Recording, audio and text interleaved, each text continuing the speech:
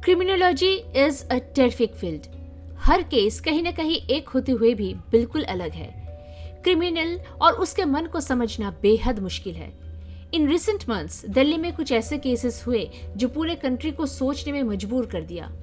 इंसानियत, women's safety, security as a whole, सब पे सवाल उठने लगे। आज का केस जो मैं बताने जा रही हूँ, आप सबने टीवी पर देख ही लिया होगा।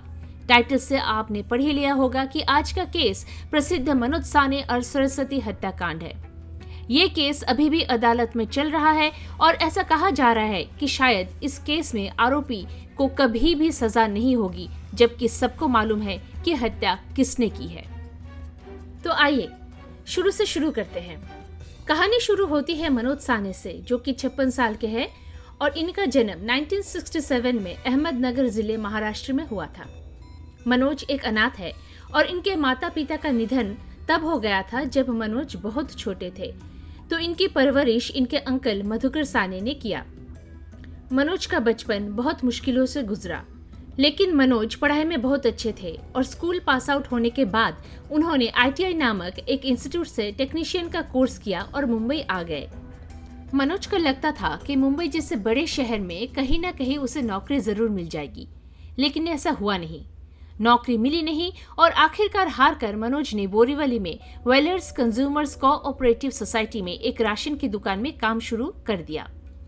मनोज अपने काम में अच्छा था और ग्राहकों का मन मोह लेता था। कई साल ऐसे बीते और काम करते हुए पैसे बचाकर बोरीवली में ही उसने एक मकान खरीद लिया। ऐसे ही सालों बीतते गए, लेकिन मनोज की शादी अभी तक नहीं हो पाई। ऐसा नहीं कि वह लड़कियों से बात नहीं करता था, इनफैक्ट वह तो बातचीत में बहुत अच्छा था और अपनी दुकान पर आए हुए लड़कियों से भी काफी बात करता था। और ऐसे ही एक दिन उसकी मुलाकात सरस्वती वैद्य से हुई। सरस्वती 32 साल की थी और इत्तेफाकन वो भी मनोज की तरह अहमदनगर की ही रहने वाली थी और एक अनाथ थी। इसी समानता के चलते दोनों में काफी बातचीत होने लगी और दोनों काफी करीब आने लगे। क्योंकि मनोज की बातचीत सोसाइटी के बड़े बड़े लोगों से थी, तो उसका फायदा उठाकर उसने सरस्वती को एक अच्छी जगह जॉब लगवा दी और उसके साथ रहने को भी मना लिया। अब दोनों लिव इन में रहने लगे, जबकि उम्र में सरस्वती मनोज से काफी छोटी थी, लेकिन दोनों में काफी लगाव हो गया था। अब इनके इस रिश्ते को अपने अंकल से और रिश्तेदारों से छुपाने के लिए मनोज ने अपना बोरीवली वाला घर किराए पर चढ़ा दिया और खुद किराए पे एक छोटे से 2 BHK के मकान में रहने लगे, जो गीता नगर फेज 7 मीरावायंगर रोड पे है। वहाँ ये दोनों जे विंग के रूम नंबर 704 में रहने लगे। इन दोनों की जिंदगी अभी काफी अच्छी चल रही थी और ये एक दूसरे के साथ बहुत पसंद करते थे। दोनों सुबह काम के लिए निकल जाते और शाम को लौट के एक साथ समय बिताते थे, मगर दोनों के बीच उम्र का अंतर काफी ज्यादा था और इसी वजह से दोनों ज्यादा लोगों से मिलते नहीं थे और ना ही अपने पड़ोसियों से ज्यादा बात करते थे। सरस्वती को कभी किसी वजह से अगर मनोज को किसी से मिलवाना पड़ता तो वह ये कहकर मिलवाती कि मनोज उसके पिता है या फिर अंकल है, और ऐसे ही जब मनोज को किसी से सरस्वती को मिलवाना पड़ता तो वह कहता कि सरस्वती उसकी बेटी है। हालांकि सोसाइटी वालों को ये लगता था कि ये दोनों पति पत्नी ही है, लेकिन उनको ये बहुत अजीब लगता था कि उनका दरवाजा कभी भी खुला नहीं दिखता था। दरअसल उनको तो लगता भी नहीं था कि फ्लैट नंबर 704 में कोई रहता भी है।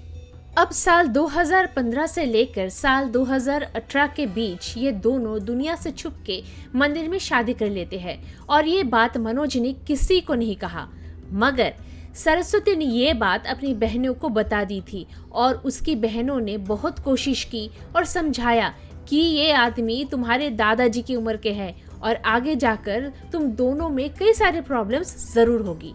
उन्होंने सरस्वती को ये समझाया कि उसको ये शादी कतई नहीं करनी चाहिए, लेकिन सरस्वती मनोज के प्यार में अंधी हो चुकी थी और उसने अपनी बहनों की बातों को अनसुना कर दिया। दोनों खुशी खुशी एक दूसरे के साथ रहते हैं और इसी तरह कई साल गुजरते हैं। अब धीरे धीरे सरस्वती को मनोज के बारे में पता चलने लगता है कि वो एक सेक्स एडिक्ट है और इतने उम्र होने के बाद भी कई सारे डेटिंग ऐप्स पे उसका अकाउंट है। इसके अलावा वो पॉर्न साइट्स का भी आदी होता है और इसी बात को लेकर दोनों में अक्सर बहस होती है। रात को मनोज जब देर से घर आता तो सरस्वती उससे झगड़ने लगती। वो शक करती है कि वो किसी लड़के से मिलकर आ रहा है। अब दोनों के बीच दरार आने लगती है और दोनों इसी तरह लड़ते झगड़ते रहते हैं। अब आता है 7 जून 2023 की वो तारीख जहां से सारी कहानी बदल जाती है। 7 जून मनोज के पड़ोसी को एक बहुत ही अजीब सी गंध आई।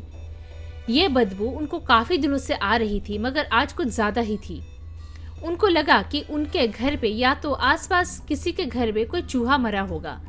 जब उन्होंने अपने घर में चेक किया तो उनको कुछ नहीं मिला। फिर वो बाहर गए और दूसरे पड़ोसियों से पता लगाने लगे। वहां भी उन्हें कुछ नहीं मिला। अब जब 7वीं तारीख को सुबह वो काम पे निकलने लगे तो उन्हें फ्लैट नंबर 704, जो कि मनोज और सरस्वती का घर था, उसके अंदर से महक आई। वो समझ गए कि इनके घर पर ही कुछ मरा पड़ा है। हालांकि उनकी मनोज से ज्यादा बात नहीं होती थी, फिर भी उनसे रहा नहीं गया और वो दरवाजा खटखटाने लगे। कुछ देर बाद जब दरवाजा खुला तो अंदर से बहुत तेज बदबू आई और मनोज दरवाजे पर आकर पूछता है कि क्या हुआ है। तो पड़ोसी ने कहा कि आपके फ्लैट में से बहुत बदबू आ रही है, जैसे कि कोई चूहा मरा हो। बदबू से सोसाइटी के बाकी लोगों को भी परेशानी हो रही है। पड़ोसी ने रिक्वेस्ट किया कि मनोज इस मामले में कुछ करे। मनोज उनसे कहता है कि उसको तो पता ही नहीं चला, वो आज ही चेक करेगा और उसको ठीक कर देगा। पड़ोसी ने कहा कि आप कहो तो मैं आपकी मदद कर सकता हूँ। कहते हुए वो अंदर आने लगे तो मनोज दरवाजे पर हाथ रखकर उन्हें रोक देता है और कहता है कि वह सब खुद ही ठीक कर लेगा और अगर जरूरत पड़ी तो उनको मदद के लिए कहेगा। पड़ोसी मान तो जाता है, पर उनको शक होने लगता है कि इतनी तेज बदबू आ रही है और मनोज को कुछ पता ही नहीं चला। कुछ तो गड़बड़ जरूर है। घर से नीचे जाते ही उन्होंने पुलिस को फोन लगा दिया और इस घटना के बारे में कह दिया। पुलिस भी एक्टिव हो जाती है और तुरंत उनके सोसाइटी की ओर रवाना होती है। श्रद्धा मर्डर केस के बाद पुलिस ऐसे इंफॉर्मेशन को बिल्कुल भी अनदेखा या अनसुना नहीं करता। अगर आपको श्रद्धा आफ्टर मर्डर केस के बारे में नहीं पता तो मैं उसके ऊपर भी एक स्टोरी बहुत जल्द लेकर आने वाली हूँ। अब पुलिस सोसाइटी में आ जाती है और जब वो फ्लैट नंबर 704 पे पहुंचती है तो उसमें ताला लगा हुआ होता है। कुछ पड़ोसियों की मदद से वो ताला तोड़कर अंदर जाते हैं। अंदर जाते ही उनको बहुत तेज बदबू आने लगती है। सबसे पहले तो वो फ्रिज चेक करते हैं, क्योंकि पिछले कुछ फेमस केसेस में कातिलों ने डेड बॉडी फ्रिज में ही छुपा कर रखा था, पर यह ऐसा कुछ नहीं था। फ्रिज में कोई डेड बॉडी नहीं थी। फिर वो बाकी कमरों में भी छानबीन करते हैं, पर वहां भी कुछ नहीं मिलता। कमरे में इतनी बदबू थी कि कुछ लोग तो बाहर चले जाते हैं बस उल्टी करने के लिए। फिर पुलिस वाले किचन में चेक करने जाते हैं और वहां उनको जो दिखता है वो देखने पर उनके पांव तले जमीन निकल जाती है। वहां किचन में कई सारे बाल्टियां रखी होती है और हर बाल्टी में इंसानी शरीर के टुकड़े पड़े होते हैं। फिर उनकी नज़र गैस स्टोव पर जाती है और वहां एक तवा और कुकर रखा होता है। कुकर खोलने पर उनको अंदर कई सारे मांस के टुकड़े मिलते हैं जो कि उबाले गए थे। फिर और छानबीन करने पर पुलिस को बेडरूम से बिस्तर के नीचे विक्टिम के 2 पैर मिलते हैं और एक चोटी भी मिलती है। अब पुलिस को कंफर्म हो गया था कि यहाँ किसी लेडी का ही कत्ल हुआ है। इस बीच मनोज घर वापस आ रहा होता है तो उसे ऊपर अपने फ्लैट में बहुत जोर जोर से लोगों की आवाजें आने लगती है और उसको पता चल जाता है कि उसका पर्दा फाश हो चुका है और वो लिफ्ट में घुसकर भागने की कोशिश करता है। बट नीचे गार्ड ने उसे देख लिया था और वो पुलिस को इन्फॉर्म कर देता है और पुलिस जो बिल्डिंग के नीचे थी वो मनोज को धर दबोचती है। अब पुलिस मनोज से पूछताछ शुरू करती है और मनोज उनको हर बार भटकाने की कोशिश करता है और अलग अलग कहानियां बताने लगता है।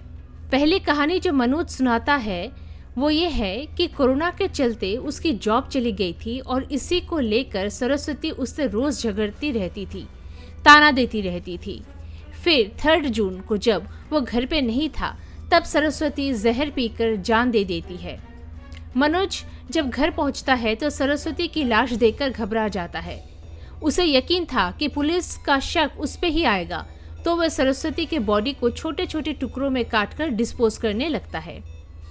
सरस्वती के बॉडी को काटने के लिए वह मार्केट से एक मशीन लाता है जिससे कि पेड़ काटा जाता है और उससे सरस्वती के बॉडी को टुकड़े करने लगता है। पर यह काम आसान नहीं था। उसकी उम्र बढ़ रही थी और वो ये आसानी से कर नहीं पा रहा था, तो धीरे धीरे ये काम कर रहा था। शरीर के बड़े अंगों को वह बाल्टी में डालकर एसिड डाल देता है और छोटे छोटे टुकड़ों को कुकर में पकाकर गली के कुत्तों को रोज खिलाता है। जरा रुक के सोचिए कि मनोज में कितनी हैवानियत भरी थी, कितना शातिर था वो। सबूत मिटाने का पूरा बंदोबस्त कर डाला था उसने। सोचने से डर लगता है कि कोई इंसान कैसे ये सब कर सकता है। ठीक उसके पकड़े जाने के एक दिन बाद यानी 9 जून पुलिस को कोर्ट से मनोज की एक्सटेंडेड कस्टडी मिल जाती है और वो मनोज से और स्ट्रिक्ट तरीके से पूछताछ करने लगती है। पुलिस को इस बात पर यकीन नहीं था कि सरस्वती जहर खाकर अपनी जान दे सकती है, क्योंकि मनोज के फोन के ब्राउजिंग हिस्ट्री चेक करने से ये पता चला था कि मनोज ने अपने फोन पे सर्च किया था कि कैसे किसी को जहर से मारा जा सकता है, और ये सरस्वती के मरने के कई दिन पहले की डेटा थी। तो साबित होता है कि मनोज इस बारे में सर्च कर रहा था कि जहर से कैसे किसी को मारा जा सके। तो पुलिस इस कंक्लूजन पे आती है कि मनोज ने सरस्वती का शोषण किया था, और फिर जब सरस्वती इस बात को दुनिया के सामने लाने की बात की तो मनोज ने उसे मार दिया। इस बात के जवाब पे मनोज ने ये कहा कि वो खुद HIV पॉजिटिव है और उसने सरस्वती के साथ कभी शारीरिक संबंध नहीं बनाया, क्योंकि वो किसी और को ये बीमारी नहीं देना चाहता है।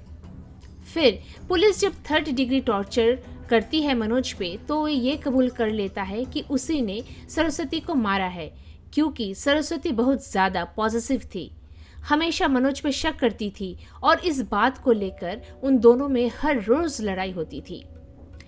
मनोज को डर लगता था कि इसके चलते सरस्वती उसे मार देगी, तो अपने बचाव में उसने खुद पहले सरस्वती को मारा है। लेकिन मनोज के इस बयान में एक प्रॉब्लम ये थी कि वह कोर्ट में ये बोल सकता था कि पुलिस ने उससे फोर्सफुली ये कबूल करवाया कि सरस्वती को मारने वाला वही है। मनोज कभी भी अपने बयान से मुकर सकता था। मनोज सचमुच बहुत होशियार है। उसने मृत शरीर के इतने टुकड़े ऐसे ही नहीं किए थे।